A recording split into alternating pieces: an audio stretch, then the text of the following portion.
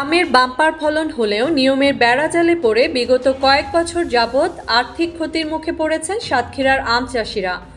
চাহিদা মতো সময়ে আম বাজারজাত করতে না পেরে বাগানেই পচে নষ্ট হচ্ছে সাতক্ষীরার বিখ্যাত সব আম। সাতক্ষীরা জেলার আম চাষিদের অভিযোগ, সরকারি প্রণোদনা না থাকলেও আছে কৃষি বিভাগের অসহযোগিতা আর প্রশাসনের লোক দেখানো অভিযান। যেসব অভিযানে নষ্ট করা হয় লাখ লাখ টাকা মূল্যের সুমিষ্ট আম। জরিমানা গুনতে হয় আম চাষিদের। সাতক্ষীরা জেলার আম চাষিদের সাথে কথা বলে এমন ধরনের তথ্য উঠে এসেছে। আমি 2009 সালে এসএসসি শেষ করি আমি এই আমের ব্যবসায় ধাবিত হই। আমার এই আমের ব্যবসা আগ্রহ হওয়ার কারণ হলো আমি চাকরিতে না পাওয়াই। আমার প্রথম ব্যবসা শুরু হয় আমার 25,000 টাকা দিয়ে। এই 25,000 টাকায় আর কিছু আমের আড়তে আমি দাদন নেই, নিয়ে আমি 4 থেকে 5টা বাগান কিনি।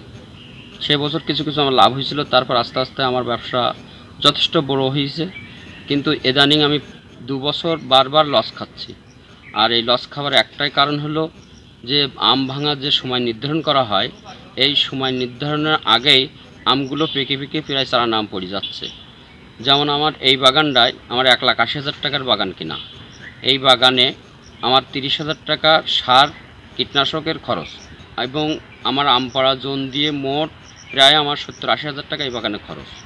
কিন্তু এই বাগানে আমার লাভ হওয়ার কথা ছিল 1 লাখ। সেখানে আম পড়ে যাওয়াতেই আম এখন হিমসাগর আম ফুল পাক ধরেছে, প্রত্যেক গাছে 10-20টা করে আম পাকা। এই চারানা আম পড়ে যাওয়াতে আমার এই বাগানে প্রায় লাখের কাছে লসে দাঁড়াবে। এই যে সময় নির্ধারণ করা হয়, এই সময়টা আমাদের কোনো চাষির কাছ থেকে না জেনে তারা নিজেদের মতন সময় নির্ধারণ করে, যার কারণে আমাদের এই লসটার শিকার হতে হচ্ছে।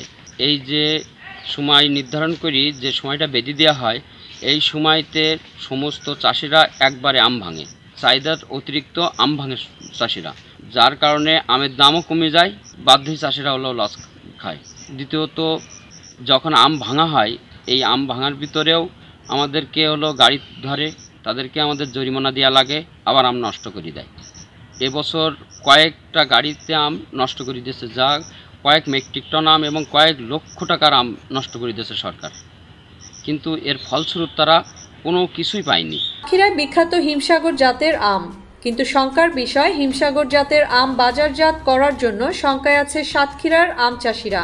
সমস্ত গাছে পাক ধরার কারণে বারবার আবেদনের ফলে 5 দিন আগায় নিয়েছে, তারপরেও চাষিরা প্রায় সবাই লস খাবে। আমার পাটকেলের বাগানটায় প্রায় চারা নাম এখন পাক ধরেছে। এখন সময় নির্ধারণ করা হয়েছে 15 তারিখ, আজ 11 তারিখ। যদি আমি 15 তারিখে এই আমটা ভাঙতে চাই, তাহলে আমার এখানে চারা না বেশি আম পেকি নষ্ট হয়ে যাবে, অর্ধেক আম পেকি নষ্ট হয়ে যাবে। শুধু সময় নির্ধারণের কারণে এই আমটা আমি ভাঙতে পারতেছি না, বা আমি ভাঙলি বাধার সম্মুখীন হব, বা আমি জেল জরিমানার সম্মুখীন হব, যার জন্য ভাঙতে না পারাতেই আমি এই লসের সম্মুখীন হচ্ছি। এবছর ফলন বেশ ভালো হয়েছে, কিন্তু লাভ নিয়েও রয়েছে দুশ্চিন্তা। আমার 150 মতো আম গাছ আছে। আমি নিজে গাছগুলো ছোটোবেলায় বিক্রি করে দিয়েছি, কারণ আমার চালানোর সক্ষমতার কারণে আমি বিক্রি করে দিয়েছি। যদি আম গাছগুলো সরকারি কোনো সহযোগিতা উদ্যোগ পেতাম, তাহলে আমার আম গাছগুলো নিজে হাতে পরিচর্যা করে আমি আমগুলো বাজারজাত করতে পারতাম, তাতে আমি 2 পয়সা লাভবান হতে পারতাম। কিন্তু সেটাও আমি পারলাম না।